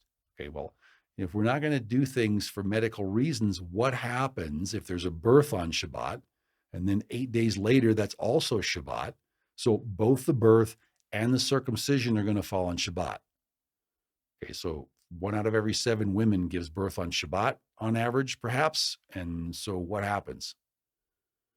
So again, Judah has since come up with answers to these things, but originally back in first century, from the earliest times, from the sages, they didn't have an answer to this. They simply prohibited any kind of healing on the Shabbat. And there's quotations we can get into at some other point in time. We don't have time to camp out on this. But can we see how convoluted it gets? Instead of hearing Yahweh's voice and doing what he says, now we're going to do our own thing because we think we're it. We think we have the authority to prescribe Torah law. When Yahweh says no, Yahweh says, listen to my voice and do what I say to do, but only if you want to live. Only if you want to come back to the land. Only if you want me to take care of you as my children, as my slaves, as my workers, as my obedient, loving subjects. Okay, now Luke 14 and verse 15. Now, when one of those who sat at the table with him heard these things, he said to him, "Blessed is he who shall eat bread in the kingdom of Elohim." And to Judah's credit, he's concerned with establishing a kingdom. Sadly, it's a Talmudic kingdom. Joseph thinks the kingdom is like sending texts on Facebook and Instagram and stuff like that. I mean, Joseph has no idea. Joseph has spiritualized away the concept of a kingdom. Okay, so what's Yeshua going to say about this? Verse 16. So the man who sat at table is blessing him, or saying, "Blessed is he who shall eat bread in the kingdom of Elohim," who's there for the feast supper. And then Yeshua said to him, speaking of Yahweh, "A certain man gave a great supper, a great wedding feast, and he invited many." Verse 17, and he sent his servant at supper time to say to those who were invited, "Come, for all things are now ready." We're talking about Armageddon time frame. Verse 18, but they all with one accord began to make excuses for hearing his voice and doing what he said to do. The first said to him, I bought a piece of ground and I have to go see it. I have to concern myself with my physical heritage. Okay, talking about idolatry. We're talking about a piece of ground. I'm going to put that in front of the invitation from Yahweh. Please, I ask you to have me excused because I have to see after my physical inheritance. Verse 19, and another said, I bought 5 yoke of oxen and I need to test them. I have to do my laundry. I have to, paint the room. I need to go test my oxen. I got to go. Please, can you have me excused because I don't really want to go. Okay, I don't want to hear your voice and I don't want to do what you say. And still another said, I've married a wife. I can't come. And for the house of Ephraim, I've seen so many people put their family ahead of Yahweh's voice. Okay, what happens to anything you put ahead of Yahweh? It doesn't end well. It's something to pray about, pray deeply about. Verse 21, so that servant came and reported those things to his master Yahweh. Then the master of the house, being angry that people didn't want to hear his voice, they didn't want to do what he said to his servant, go out quickly into the streets and the lanes of the city and bring in here the poor and the maimed and the lame and the blind from every family, every nation, every clan, every tribe, every tongue. Verse 22, and the servant said, Master, it is done as you have commanded, and yet still there's room. Verse 23, the master said to the servant, oh, well then, go out into the highways and the hedges and compel them to come in, that my house may be filled, so that many will come from east and west and sit down in the kingdom with Abraham, Isaac, and Jacob. But yet the sons of the kingdom shall be cast into the outer darkness, where there is weeping and gnashing of teeth. Verse 24, for I say to you that none of those men who were invited shall taste my supper because they weren't willing to hear and obey my voice. They despised me. They despised my covenant. They despised my invitation. They didn't prepare their wedding garment. They didn't make oil for their lamp. They're not going to eat my supper. They're not coming to the wedding feast. Forget it. They dishonored me. They don't need to come. Get someone else. Verse 25.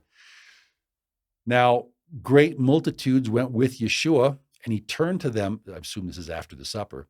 He turned to them and said, if anyone comes to me and does not hate his father and mother, his wife and his children, his brothers and his sisters, yes, and his own life also, he cannot be my disciple. And whoever does not bear his cross or his stake and come after me cannot be my disciple. And what we're really talking about here is what we've been talking about all along. Yahweh made us to be the gardeners in his garden, and he expected us to love one another as brethren and organize ourselves so that we could hear his voice and respond and serve him together as a single family of man. And he still wants that, and he's still going to get that. And in the Abraham Accord series, we'll talk about how we are on the path. It's a multi-step, multi-level plan, kind of like climbing the rungs of Jacob's ladder back up to heaven. But he's still on track. We're the ones that don't know what's going on. And what he's saying is the reason we fell originally is because we had idols. We didn't want to obey his voice. We had things that looked good to the eyes. We thought they would taste good and they'd make us feel very proud. We feel we're so smart. Yeah, we can write our own Torah. We can make our own Torah law. And he says, no, we're not supposed to do that. You're not supposed to put no things. You're not supposed to put things of that are worthless, of no value in between yourself and Yahweh. You're supposed to focus on him and do what he says. So, and you say, well, not even your wife and children, not even your father and your mother, not your wife or your children, not your brothers or your sisters, not even your own life. We're not allowed to make idols out of them. We're not allowed to put them in front of the word of Yahweh. No. And that, I don't know how many people, 99+% of Ephraim just doesn't even understand the concept. Okay, Yahweh wants to be first. Verse 27, and he says, whoever does not bear his cross or his stake or whatever we're going to call it, his stauros, and come after me to follow this same path of self-abnegation that I have chosen, of putting Elohim first, ahead of father, mother, brother, sister. Okay, he can't be my disciple because why? Because he's not following me. He's not walking as I walk. He's not imitating me. Okay, well, we looked this up. I just know we're going to get this in the comments. Just to look up the term. So Strong's Greek 47 in verse 16 is a stauros. It's from a base of Greek 2476. It's a stake or a post as set upright. That is specifically a pole or a cross as an instrument of capital punishment, figuratively exposure to death, that is self-denial, by implication, the atonement of Mashiach Nagid. So people get all wrapped up about this. And if you say the word cross, people lose it in the Ephraimite movement. And I really, myself, I don't really care one way or another. What we're really talking about here isn't the fact of whether it's a rigid pole or a cross or anything like that. Yes, I understand that cross is a sign of Tammuz, who was a sun god, but I don't think the Romans would particularly hesitate to put Yeshua to death on a symbol of one of their idols. I don't understand the problem with that. What we're really talking about here, okay, what we're really talking about is we have to die to our flesh. We have to die to the lust of our eyes, the lust of our flesh, and pride. We have to die to our idols. We have to die to putting anything else, anything at all, in between us and hearing Yahweh's voice and doing what he says. Okay, that's what it means to die to your flesh. That's what it means to be immersed into Yeshua's death so that we can be then raised in newness of spiritual life. I'm not really concerned, I don't know, or did they put him to death on a cross or a stake or a railroad tie or what? That's not the point. People majoring in minors here. Okay, they're getting detailitis. What we're talking about here is you need to give up your right to you. Okay, you need to give up the idea that I'm in charge. I have the ability, whether at a corporate level, like Levi rewrites the Torah and the Tanakh as the Talmud, or whether you do it at an individual level. It's like, yeah, I'm going to read it, but I'm not going to do it. Okay, one way or another, we're rewriting Elohim's words. It's the same sin as in the garden. You know what he wants to do. You heard what Yahweh said he wants you to do. Yeah, but you got your own ideas. Things look good to you. Things would feel good to you. Oh, yeah, I'd feel like I'm so smart. I'm so proud of myself. Hey, I get to write the Torah. I get to rewrite the Torah, either corporately or for myself. And that's what we're up against. He continues, Luke 14 and verse 28, he says, "For which of you, intending to build a tower, you want to do something good, you want to build a kingdom?" Okay, he doesn't sit down first and count the cost, whether he has enough to finish it. Lest, after he's laid the foundation, he didn't have enough, he can't finish it. And all those who see him mock him, saying, "He started to build, but he didn't know himself. He wasn't able to finish." How foolish is that?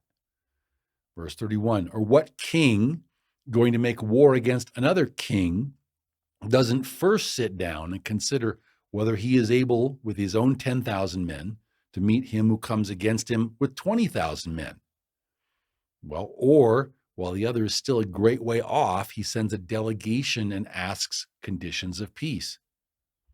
Well,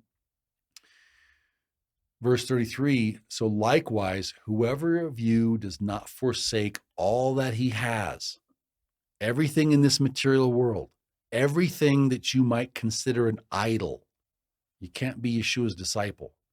Okay, because why? Because you still have attachments to the material world. You still have attachments to the lust of your eyes, the lust of your flesh, and your pride. And you know it's pride because if there wasn't pride, if there was humility, there'd be listening and there'd be doing. There'd be reading and there'd be doing. And I want to encourage each of you to pray and ask Yahweh, "Father, I read in your word. You want me to hear your voice and do what you say, including your written words. Father, please give me this heart. I need this heart. I can't do it alone. I need your help to do it." Please pray that prayer today on this Shabbat. Well, now we come to Luke chapter 15, and we're going to see how all the prophecies tie together. So Luke 15 and verse 11, Yeshua speaking in a parable, he says, "A certain man, Yahweh, had 2 sons. And the younger of them, Ephraim, Joseph, said to his father, 'Father, give me my inheritance early. Please give me my portion of the goods that falls to me.' So the father divided his livelihood between them." Verse 13. "And then not many days later, excuse me,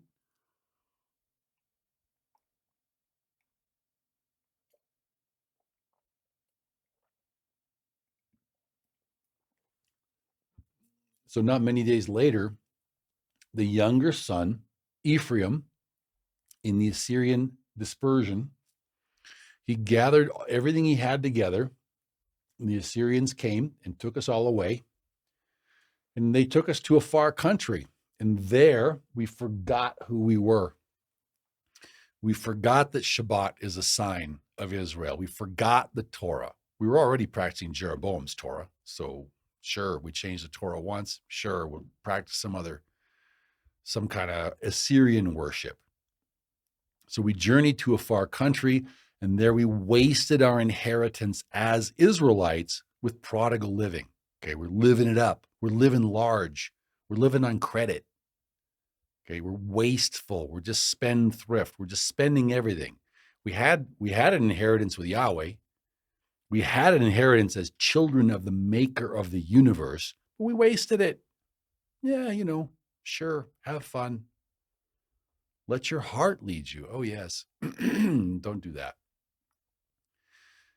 Bereshit, or Genesis 41 and verse 52. Okay, this word prodigal, there's a link. There's a kesher. So it's the name of the second child, Joseph called Ephraim. So the first child is Manasseh, meaning to forget or slips the mind. So they forgot the land of Israel. They forgot the father's house. They forgot their toil because they had the Industrial Revolution. He's going to stay out in the dispersion. He doesn't want to come back to the land. That's Manasseh. We'll get him eventually in the millennium. Father will help us. The name of the second he called Ephraim, for Elohim has caused me to be fruitful in the land of my affliction. Okay, you say, well, wait, what's that about? Okay, so we come here to Strong's. We look it up because that's what we like to do. Ephraim, it's a dual, so the yud mem suffix, so it's a doubling, or it's a dual of a masculine form of Hebrews 6:72, meaning double fruit. Okay, so it's a double fruit, so prodigal living for a bunch of doubly fruitful people. I sure haven't seen much production from Ephraim. Please pray with me that that's going to change. Please pray that Ephraim will be encouraged to be doubly fruitful for his Elohim and for his Mashiach. So we look up the reference because that's what we like to do. So it comes here to Ephrathah or Ephrath. So it's from Hebrew 6509, meaning fruitfulness, doubly fruitful. Okay, you wonder why the standard of living is so high in the United States of America. It's because the United States of America is the prophetic body of the tribe of Ephraim, which is the lead tribe of the house of Ephraim. And then we have the other Protestant nations. We'll talk about that in some other place in time. So then, but also there's a link, Yesh Kesher. So there is a link between Ephraim and Ephrath or Ephrathah or Bethlehem, because that's where Yeshua was born. And that's also Rachel died on the road to Bethlehem. Okay, so now we look up the root again. So Strong's Hebrew 6509 is para. That's a primitive root meaning to bear fruit.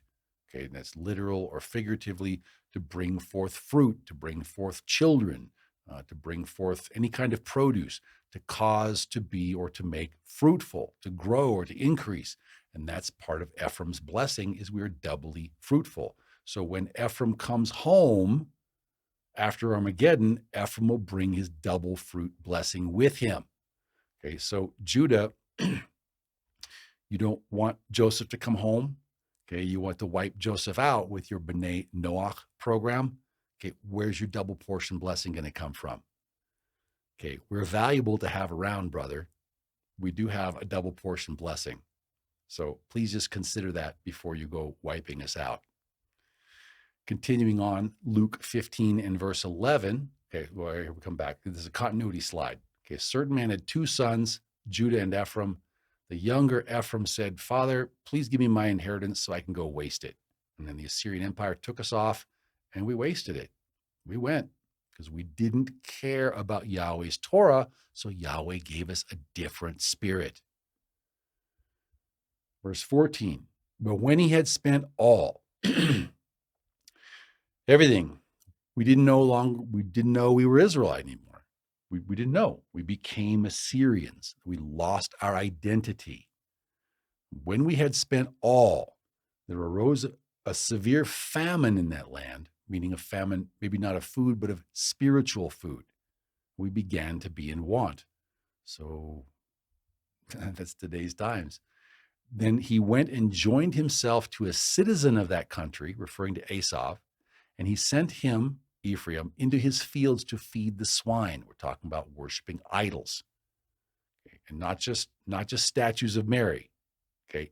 Any kind of idols, okay? He's teaching us to take our eyes off of Yahweh and put them on things in the material world, as if that's a substitute for focusing on Yahweh, hearing his voice, and doing what he says, okay? It's a substitution thing again, okay? That's the house of Esau. Verse 16, and he would gladly have filled his stomach with the pods that the swine ate, but no one gave him anything. It's like, wow, this isn't kind of what I imagined. This is bad. Verse 17, so when Ephraim came to himself, he said, how many of my father's servants have bread enough and even bread to spare? And yet I'm perishing with spiritual hunger. I'm not making it in this Catholic church. What am I going to do? Verse 18, I know. I will arise. I'm going to go to my father and I will say to him, Father, I have sinned against heaven and I've sinned before you, and I'm no longer worthy to be called your son. Please make me like one of your hired servants, which is what we were supposed to be in the first place. We were the gardeners. So please refresh me. Please return me to my original status. Please give me a humble heart. Please take away all of my idols. Make me like one of your hired servants. Verse 20, so he arose and came to his father in the Protestant Reformation. We left the house of Esau after a time, times, and half a time. We cover that in the Nazarene Israel study. But when Ephraim was still a great ways off, His father Yahweh saw him and had compassion and ran and fell on his neck and kissed him. So there've been tremendous blessings have happened ever since the Protestant Reformation. So and take a look between the Protestant world and the Asavite Catholic world. Just take a look at the blessings that come from Yahweh. So verse 21, and Ephraim said to him, Father, I have sinned against heaven and in your sight, and am no longer worthy to be called your son. But the father said to his servants, bring out the best robe. We're talking about Joseph's coat. We're talking about Joseph's ketonet pasim, and put it on him, and put a ring on his hand, that's Joseph's signet ring, and put sandals on his feet, because royalty didn't typically go barefoot. And bring the fatted calf here and kill it, and let us eat and be merry. For this son of mine was dead and is alive again. And he was lost, and now he is found. And they began to be merry. And you know as well as I know, it's a wonderful thing when you know you're in tune with Yahweh, you know you're doing your part, and you're receiving his blessings. It's a wonderful feeling. And he's the one that gives us the double fruit blessing. Okay, but what happened? Verse 25. Now his older son, Judah, was in the field. Judah's not very happy about this. Judah and Levi wanted to kill us all the way back in Parasha Bechukotai, but then they decided to make money, so now they still have to deal with us. Now his older son, Judah, was in the field, and as he came and drew near to the house, he heard music and dancing. So he called one of the servants and asked what these things meant. And he said to him, your brother Ephraim has come home, and because your father received him safe and sound, your father killed the fattened calf for him. But Judah and Levi were angry, but Judah was angry, and he would not go in. Therefore his father came out and pleaded with him. That's something to pray for, brethren. Please pray that Yahweh will come out and plead with Judah, because right now they're getting ready to kill us. And now this is a recent article. I covered up the date there. I'm not sure when it is, but it's recent. It's within the last few years. This is from Haaretz, which is one of the big media outlets in the land of Israel. It says, we curse Christianity 3 times a day. Can Jews and Christians truly reconcile? And the answer to that is yes. Judah just has to go back to the Tanakh. Judah has to go back. Judah has to refresh. Judah has to hear Yahweh's voice and do what he says, including his written commandments. It's the same thing. So here's the curse that they say over us. You can read this curse. I encourage you to read it. I encourage you to realize that Judah, practicing Orthodox Jew, not all Jews, Talmudic Jews, Orthodox Jews, they pray a death curse over us 18 times each week. That's 936 times each year. They pray and ask Yahweh for our death. Now, it says, for the apostates, let there be no hope, and uproot the kingdom of arrogance. and if you, no. I've asked Jews about this. I've asked so many people, and you never get a straight answer. I've had people tell, oh, no, they don't do this. This is in the weekday Siddur. Okay. For the apostates, let there be no hope, and uproot the kingdom of arrogance speedily and in our days. Okay, so they say we're arrogant for following Tanakh instead of Talmud. It says, may the Nazarene, may the Nazarenes, meaning any kind of Christian, because anyone who follows Yeshua from Nazareth is a Nazarene, according to Levi and Judah. It's a reasonable way to look at it. Are they an obedient Nazarene, or are they a disobedient Nazarene? That's the question. So may the Nazarenes and the sectarians, probably talking about the Karaites and the Reform and the Conservatives and all the other sects, may they perish as in a moment. Okay, so they're asking for our death. Let them be blotted out from the book of life and not be written together with the righteous. They think they're righteous because they're replacing the Tanakh with the Talmud. And it says, you are praised, O Adonai, who subdues the arrogant. And they pray this over us 936 times each year. And the thing to know about this is that if you're Orthodox, it's understood that if you get an opportunity to bring your prayers about, that's a righteous thing to do. Okay, we'll talk about that in the upcoming video for the Prime Minister. Praise Yahweh. Hopefully we can begin to resume work on that tomorrow. So please pray for that. But in coming back to Luke 15 and verse 29, so Judah answered and said to his father, okay, Judah's not happy about this. Judah does not want Ephraim to come home. They've hated us ever since Parasha Vayeshev. Judah answered and said to his father, behold, these many years I've been serving you. I've been keeping your Torah. I've been doing what you said to do. I never transgressed a commandment of yours at any time. I've always been doing the thing for you. I've always been serving you. I've always been praying to you. And yet you never gave me a young goat that I might make merry with my friends. What's with this favoritism? Why what do you, he wasted everything. He took his inheritance and he wasted it already. Here, verse 3, he says, but as soon as this son of yours, Ephraim, came home, and he didn't even call him his brother, right?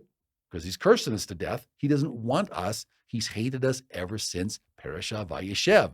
So as soon as this son, Ephraim, Joseph, came home, who wasted his inheritance, he devoured your livelihood, everything you worked for, he devoured it with harlots, with the Esavite church, with the idols, with the swine, with the pigs.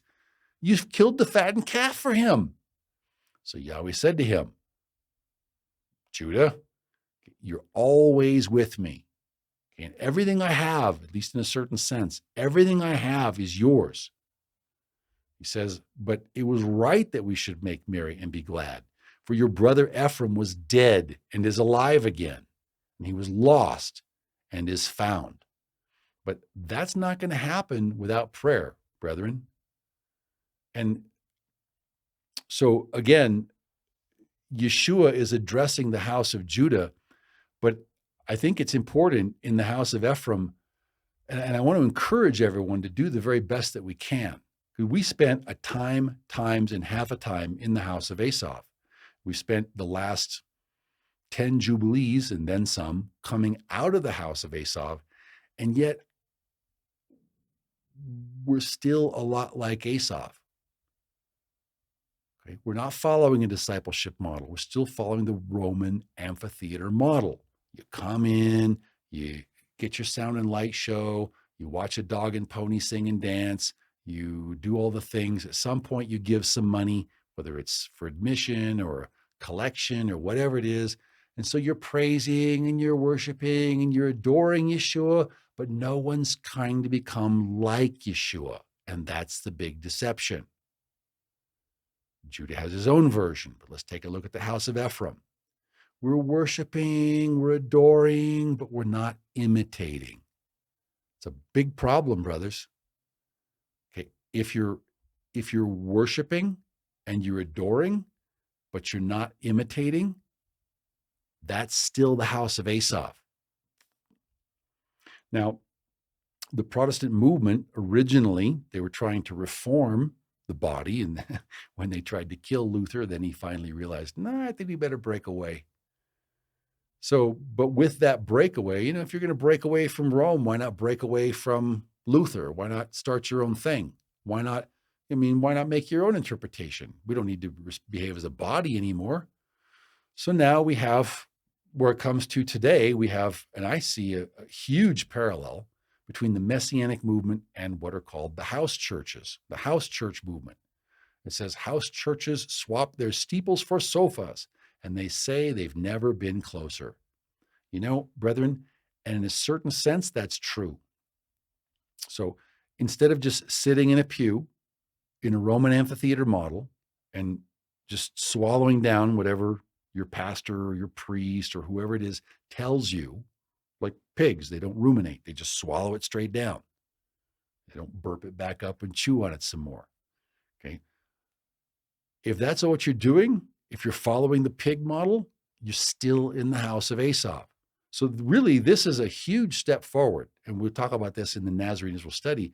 This is a huge step forward. Leaving the house of Esau, that's a necessary step. That's something we need to do. We have to do that.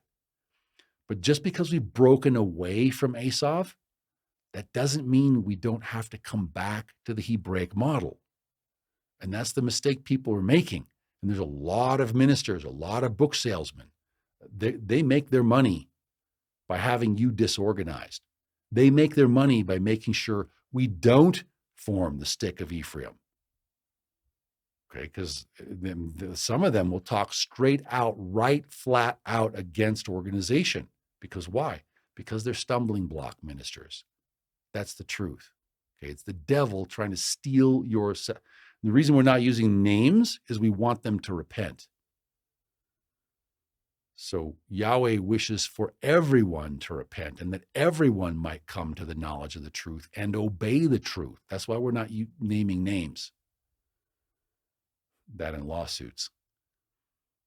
But if all you do is break away from Esau, that's not the same thing as forming a stick of Joseph in the hand of Ephraim. Now, Yechezkel or Ezekiel chapter 37 and verse 16, we've already seen this. Verse 16, we've already seen Judah and the children of Israel that were attached to him. They have formed a stick of Judah. Okay, that was the Zionist movement. Okay, so, and because they formed, they came back to the land. And what the prophecy says is, now take another stick and write on it, for Joseph, the stick of Ephraim, and for all the house of Israel, his companions. We're talking about all the other nations where the house of Joseph was driven in the Assyrian dispersion and all the other comings and goings. Okay, but this is what we're supposed to be doing. This is what we're supposed to be praying for. This is what we're supposed to be putting first. It's not enough. It's not enough to establish our own idols. It's not enough to establish our own wants. It's not enough to establish our own Torah. It's not enough to break away from the house of Esau unless we come back to the Hebraic model, unless we come back to scripture prophecy. And that is what Yahweh is saying that we must do before we come home. We have to organize before we can come home. And I know there's lots of ministers out there saying, no, you don't have to obey scripture. No, you just do what you want. Just buy my books and tapes and watch my Saturday Night Live TV show and just do what you want because it doesn't really matter. Okay, and again, I'm going to tell you, you've got to be smarter than the serpent. The serpent is going to tell you, do as thou wilt shall be the whole of the law. Sin crouches by the door, but it's our job to rule over it. Okay, so we have this choice, each and every one of us. And I want to encourage you, brethren, whether you belong to Judah, whether you belong to the house of Joseph, the solution is the same. We got kicked out of the Garden of Eden because we weren't listening to his voice and we weren't doing what he said. He got upset with our forefathers in the wilderness because we weren't listening to his voice and weren't doing what he said. And then all throughout the prophets, guess what? We weren't listening to his voice and we weren't doing what he said. And Judah just needs to go back to the Tanakh as well as listen. Ephraim, brethren, we need to learn from Judah. Judah does many good things. Judah organizes. Judah has amazing discipline, just absolutely amazing discipline. They understand you need to have unity. You need to have a standard operating procedure. They may not understand exactly what it should be. Why? Because they don't listen to Mashiach Nagid. He was the one who was supposed to show us how to walk out the Torah. But for those of us who claim Mashiach Nagid, We claim his name. We claim his blood. We claim his sacrifice. And yet we're not willing to abide in the vine. We're not listening for his voice. Because why? Because we're not doing everything he says to do. So in the Torah of Moshe, if you with a couple of witnesses, 2 or 3 witnesses, you were to be put to death because you weren't showing the necessary dedication. And now with Yeshua, we just figure, well, we know he said, don't think that I came to do away with the Torah. And that's exactly what we think. Because why? Because Asaph told us adoring him is enough. Reading his words is enough. Knowledge is enough. You don't actually have to put knowledge into action. You don't actually have to do anything. You don't actually have to perform or keep or shomer his commandments. Just know them. Just read them. Pick the ones you like. We're all individuals here. The house churches, the house church messianic movement. Just sit in your friend's living room, share a meal together, read some scripture, and do the commandments you want. Brethren, it's really, I don't know what to say. I'm awake nights. I pray for our people, and I ask you please also to join me in praying for our people. I ask you please to join me in praying for this consciousness and this awareness that we need to be obeying Scripture. We need to be obeying. We need to be giving him the organization that he asks for. And people get scared. People say, organization? Oh no, organization, that's the church. Okay, organization is not the church. Okay. The disciples were organized in the first century. What it is really is if you're going to enter into Yeshua's program, there's a cost. And people don't want the cost. Okay, we're creatures of the least effort principle. We don't like the cost. We're looking for a broad, easy road that claims to be a narrow and afflicted path. We're looking for a narrow and afflicted path that doesn't have a cost, doesn't require our time, doesn't require our money, doesn't require our effort, doesn't require our energy, doesn't require anything. Because it's all about us. Because we are the idol, brethren. We are putting ourselves on the throne, and Yeshua is here washing our feet day after day, month after month, year after year, waiting to see who loves him enough to do what he says, to do what his Father said through the prophets, to humble themselves, to push refresh, to say, wait, what are we supposed to do? What does Scripture say we're supposed to do? Oh, I love Yahweh. I better get on that. I can't do that alone. I need prayer. I need prayer. Brothers, I ask you please to pray. Pray for Yahweh's will to be done in our hearts, each and every one of us. We have people in every tribe, every tongue, every nation, every family, every clan, but we're not organized. And as we've seen in past parashiot, 90% of us aren't going to come home because why? Because we're not willing to do what Scripture says, even though Yeshua died to bring us home. So both Judah and Joseph have a great many things to learn, but it all boils down to hearing his voice and doing what he says, including all of his written commandments. And I ask you please for your prayers that Yahweh will encourage all of us to take his words seriously, to talk about these things, and to get ready, because in 2 years, we will begin to grow. Shabbat Shalom.